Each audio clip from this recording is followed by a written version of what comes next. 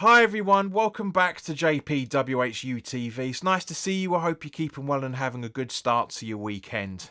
Guys, we've done a lot of videos over the last few days because normally I'd only keep it to any information that's happened, etc., etc., and the stuff that we're talking about has already started and has happened. But today's video is a little bit different in terms of the fact that a lot of us have been pissed off in terms of certain players, how they started this season, in terms, well, more specifically, how Michail Antonio has been since the start of the season. And to be fair, how he's been the last couple of seasons as well, for that matter. But I went on to WhoScored.com to have a look at some stats to figure out what exactly is going on from literally the Villa game to the City game. So all three Premier League games that we've played so far since the start of the season. It's quite interesting reading, so I want to get your input on this, guys. But as always, this video is sponsored by the channel sponsor, 3retro.com. Please click the link in the description below that will take you directly through to the West Ham section of their website, where you can purchase some really nice retro gear, along with track jackets, polo shirts, sweatshirts and t-shirts, as you can see from the animation that's up here. So any purchases that you make through the link in the description below, the commission that the channel would normally be getting, as I always say, I'll be sending on to the charity Iron Supporting Food Banks. They're based in the Newham area, and they're helping those in the Newham area and the Essex County and further afield for that matter, as they're currently supporting over 70 and probably close to, if not over 80 food banks by the time of this recording. I need to double check with John what's going on with that count. But any purchases you make through the link in the description below, you'll be saving yourself a few quid in comparison to the club shop. So go crack on with some very nice stuff, and you'll be helping those that are less fortunate than you and I. So, but if you want to make a donation directly onto the charity, but you don't want to make a purchase, that's perfectly fine. Just above the affiliate link is their Just Giving funds, so go click on that and you'll be able to donate £1, £2, £5, whatever you can afford. Believe me, guys, every single penny helps. Now, as I say, I've had a look through the details, and for the first time in a long time, I'm not actually using my auto prompter note system because it doesn't lay it out properly. So apologies. I might be able to look at the notes the screen properly all the time as I normally do, to have that eye contact and that personal connection that I've liked to try and build up with you guys over the last few years.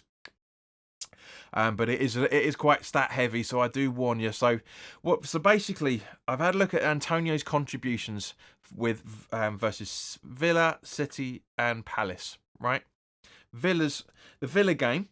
Granted, as we know, he wasn't on the pitch for the entire length of time for the game. He was averaging about 60 to 70 minutes each game, so we can't take the bigger picture in comparison to how the other players are that we're going to be talking about. But let's start off by talking about the Villa game. He had 21 touches and 4 unsuccessful touches. He had 2 shots, 0 dribbles, 9 passes, 66.7% passing accuracy.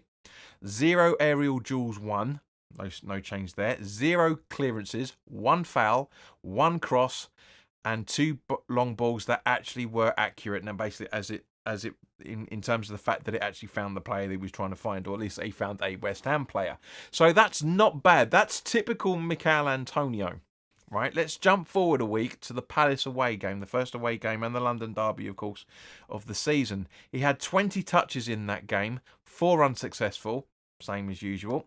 He had 2 shots again, 0 dribbles again, 10 passes this time, 60% passing accuracy, so slightly lower than previously. 2 aerial duels won, which is fantastic. 0 clearances, another foul. And 1 cross and 1 accurate long ball as well. Now the long ball system is quite a bit of a weird, complicated one. It's one that if it's along the ground, it's 45 meters or further, or if it's over the shoulder, which is the definition of it for some random reason, I think it's like 25 meters and longer. That's what's classed as a long ball. So most of the time, it's not real. It's not a long ball if it's hoofed up to, from Areola, for example, up to, I don't know, like up to Bowen or Kudus or Antonio. That's a hoof. That's a proper hoof. It is a long ball technically, yes, but it's a hoof. It really is. Okay, so Antonio's stats against Palace, not that bad. Again, stereotypical Michail Antonio. His stats versus City: 18 touches, 2 unsuccessful. Now, you can't penalise him for the amount of lack of touches he's had in this game because he was feeding off scraps, as we know. Right, he had 1 shot, which is not bad, 2 dribbles this time, 6 passes, 50% accurate rate of passing accuracy, I should say. So 1 in 2 basically worked. 1 aerial duel won, probably about 90 aerial duels. No, I wouldn't say 90, that's obviously an exaggeration, but I'd say probably about 7 or 8 aerial duels that he didn't win because he wasn't jumping high enough, as we talked about. 1 clearance. Again, 1 foul, 2 crosses this time, and 1 long ball, which doesn't appear to be accurate this time. So he just hoofed it for the sake of it. So from that point of view, that's the reason why people are saying Antonio needs to have a lot more rest than he currently is, because he can't last more than 50 to 60 minutes. He's not exactly in the best of positions to get balls, but when he does, he's hit and miss. Now, we know that about Antonio. He's done this a long, long time. Okay, so let's compare him to one of the 3 men at the moment. First one, Jared Bowen, our captain. Oh, captain, my captain. Okay, so for the Villa game, 26 touches, 1 unsuccessful touch, 0 shots, 11 passes, 81.8% passing accuracy, 1 key pass, 0 dribbles, 4 crosses, 1 accurate, aka connecting, 1 long ball which wasn't accurate, 2 dispossessions. So I'm guessing 2 tackles by the sounds of that, and 1 clearance. So that's against Villa. That's not bad. That's way better than Antonio, and of course Bowen lasted relatively longer than Antonio did. Right, so going to Palace, Bowen had 39 touches in that game, 1 shot on target, which is obviously the goal that he scored not that long after Souček's first. He had 15 passes, 73.3% passing accuracy, so not as high, more passes, but less accurate passes this time round in comparison to the week before against Villa, I should say. 5 key passes this time, so better, but still not accurate enough. 6 crosses and 3 accurate, so 50% of the time him crossing the ball is going to work.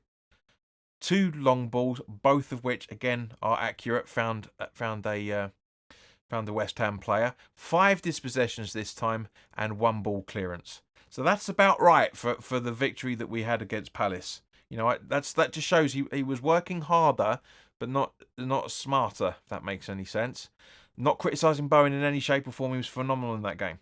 This is the stats of it. So as I say, I always say that this actually just, you know, it clarifies half of the picture, not the full picture, or maybe even a third of it really. But yeah, it's something you need to take, because I know a lot of people look at this information and just go, yeah, well, and I do as well. But I like stats because they help tell the picture. They aren't the full picture. You know, we know how much running he did. I didn't go into all the detail that Who Scored put in, because this video would go on for hours if we did. So I'm only keeping it to the salient, more important information. Okay, so his game against Man City, 34 touches, so not as many at Palace, but more than he had against Villa. 2 shots, 1 on target, 18 passes this time, 61.1% pass accuracy. So again, more passes, but not as accurate as the previous time, for previous 2 games. 2 key passes this time, 1 dribble, 5 crosses, 1 accurate, aka a successful cross, and 1 long ball, which was successful as well. I'm going to say successful from now instead of saying accurate, because they're basically the same thing. 2 dispositions, as it was at home against Villa at the start of the season, and 1 successful and 1 clearance. So yeah, but again, it's Man City. He's not gonna get a hell of a lot of work on the ball because of just how they keep possession, etc., etc. But that's more of what we need from a centre forward. Now I know Bowen isn't; he's a converted winger, as is Antonio. But I do genuinely think that's the sort of thing that we need to be looking at. I genuinely do. You know, that's the sort of numbers we're hoping like Fulkrug is going to do, but slightly better. We'll have to wait and see. I haven't put Fulkrug in here because he hasn't had enough game time in any shape or form in order to have to discuss him with him. Right. So the second man of the moment, Mohamed Kudus. So his Villa game is unreal, and I forgot to mention he should have been and he was his working accuracy against Villa was just absolutely out of this world. And the stats when I did the full-time thoughts a couple of weeks ago, and the stats on this completely back this up. He had 60 touches, 3 of which weren't successful, 27 passes, 85.2% pass accuracy in the Villa game. Unreal. 2 key passes, 2 shots but 0 on target, 3 dribbles, 5 dispossessions, and 0 block shots.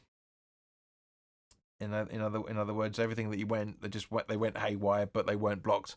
So that's incredible. That's the sort of level that we need from our attacking midfield, that side of things. Now against Palace, 37 touches this time, so almost half of what he did against Villa. 2 unsuccessful pass touches, 13 passes, 100% pass accuracy. Genuinely, every time he passed it, it found the player that he was trying to pass it to. Unreal. 0 key passes, unfortunately. So as we know, key passes are basically a pass that leads to a progression into a goal, a goal opportunity, etc., etc. He had 2 shots and again 0 on target, 3 dribbles, 1 dispossession, and again 0 block shots. That's brilliant. It's not as he hasn't passed the ball as much as he literally just under 50% of what he did against Villa, but nevertheless it found its path every single time.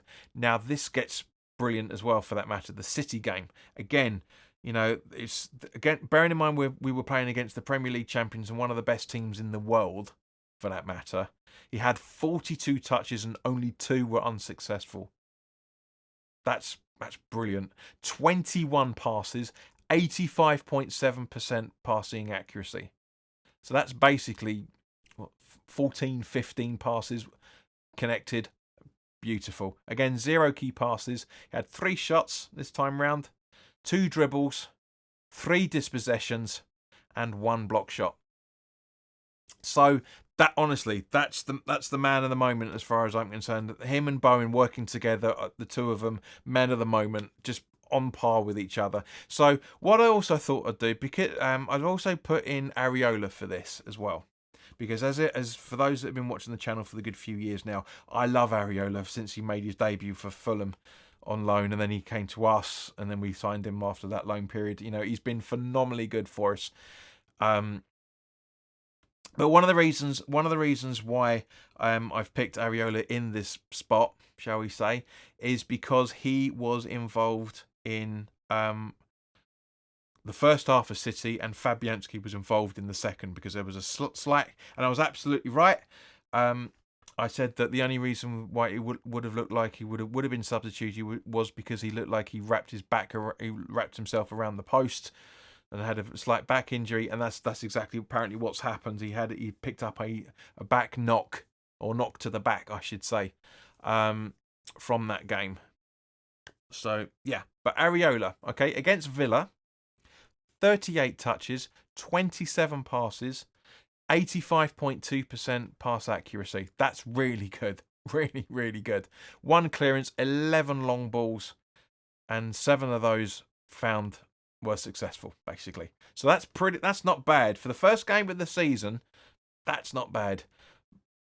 His stats versus Palace: 49 touches, 42 passes, 61.9% passing accuracy, 0 clearances, 24 long balls, and 9 of those were successful. So again, panic a little bit from that point of view, but because the ratios of connections aren't brilliant. But with City, this is the more important thing, as I say, because we're comparing both goalkeepers, because they both had exactly the same amount of time, give or take a minute or two for the added time. Right, so against City, Areola had 23 touches in comparison to Fabianski's 11.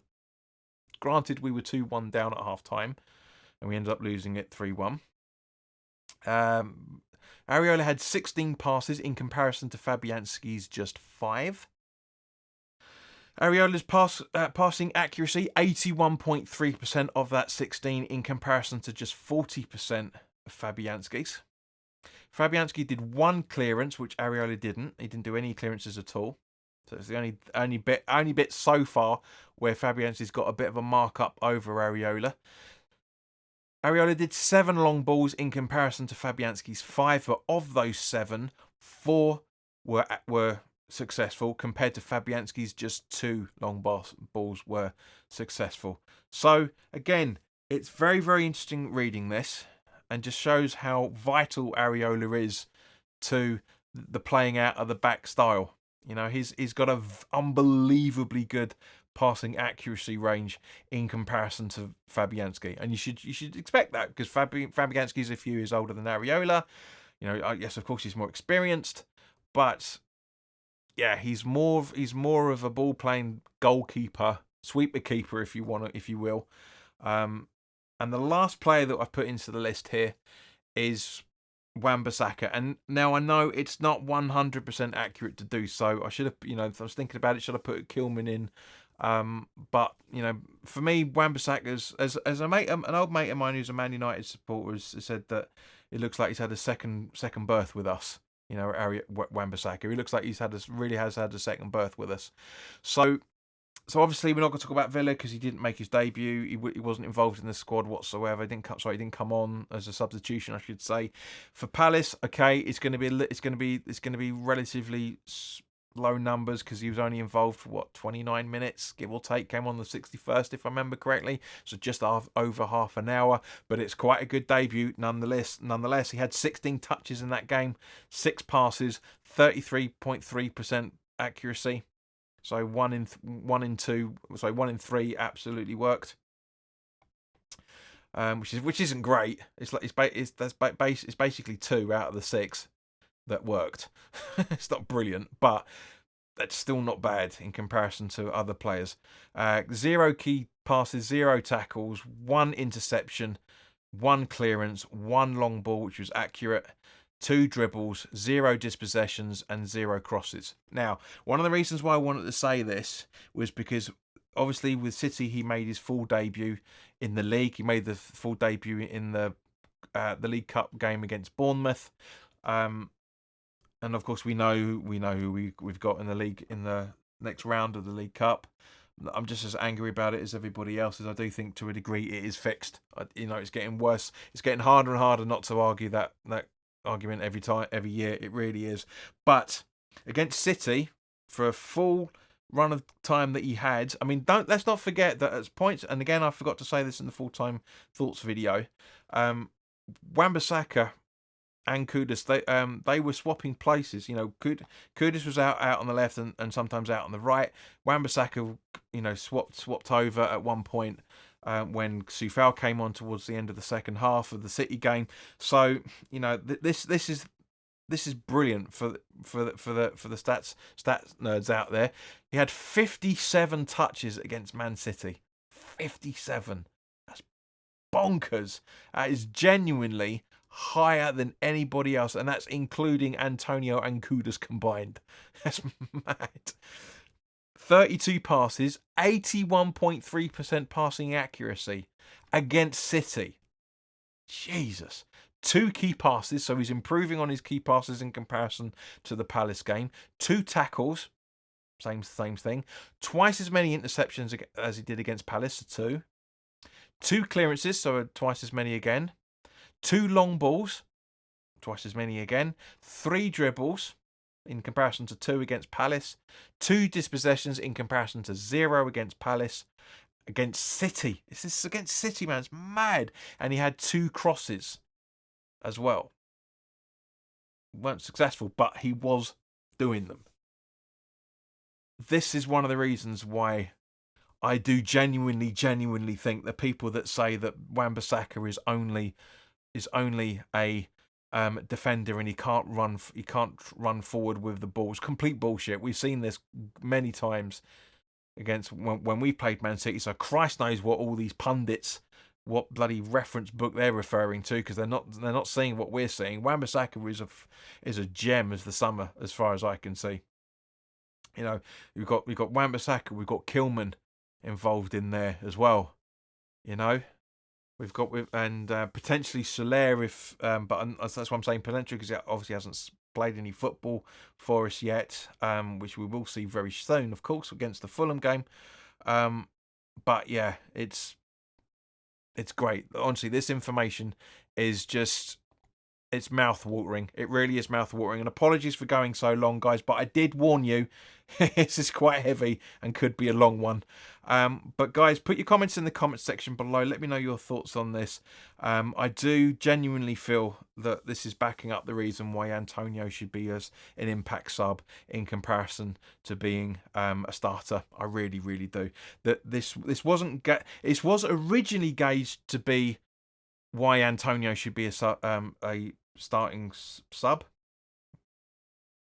Then it wasn't for a little while because it was the average Antonio stuff, and then going into looking at everybody else's stats in comparison to, I mean, even when the players we've talked about, bar Areola, and for obvious reasons, are attacking minded players. They're all attacking minded players, so you just can't not. I didn't talk about Paquetá because that's.